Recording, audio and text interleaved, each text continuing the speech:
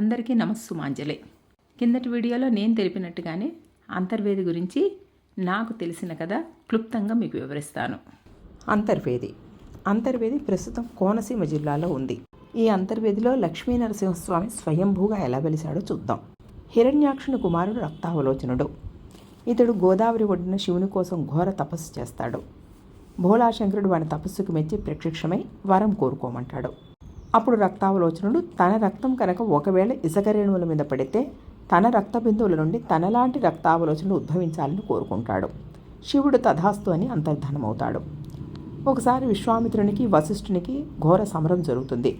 ఆ సమరంలో విశ్వామిత్రునికి సహాయం చేస్తూ రక్తావలోచనుడు వశిష్ఠుని 100 పుత్రులను సంహరిస్తాడు. అప్పుడు వశిష్ఠుడు శ్రీమన్నారాయణని ప్రార్థింపగా విష్ణువు లక్ష్మీ సమేతంగా నరహరి రూపంలో వస్తాడు. సుదర్శన చక్ర ప్రయోగం చేసి రక్తావలోచనని హతమార్చగా వాని రక్తబిందువుల నుండి వేల కొలది రక్తావలోచనలు ఉద్భవించి మరింత బీభత్సం సృష్టిస్తారు. శ్రీహరి అసలు విషయం తెలుసుకొని పార్వతి అంశతో ఒక మాయాశక్తిని సృష్టిస్తాడు. ఆ మాయాశక్తి అశ్వరూపంలో తన నాలికని విశ్వవ్యాప్తం చేసి రక్తావలోచన రక్తబిందులను తన నాలికతో గ్రహించి రక్తకుయ్య అనే నదిలోకి ప్రవేశించినట్లు చేస్తుంది.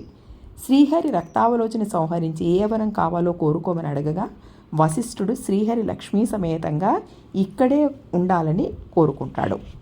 ఆ ఫలితంగా లక్ష్మీ సమేతంగా శ్రీమన్నారాయణుడు లక్ష్మీ నరసింహస్వామిగా ఇక్కడ స్వయంభూగా వెలిశాడు.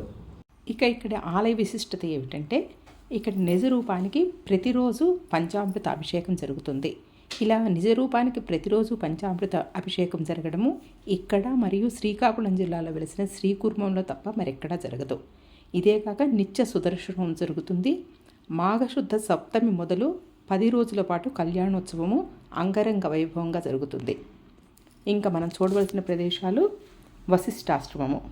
ఇది కలవపు ఆకారంలో అత్యంత సుందరంగా ఉంటుంది. దీపస్తంభము, దీన్నే లైట్ హౌస్ ఉన్నాడు అంటాము.